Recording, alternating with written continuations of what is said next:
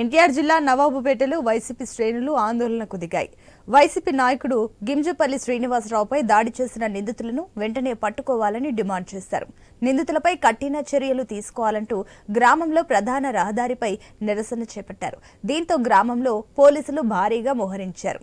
ఆందోళనకారులను అడ్డుకుని న్యాయం చేస్తామని హామీ ఇచ్చారు.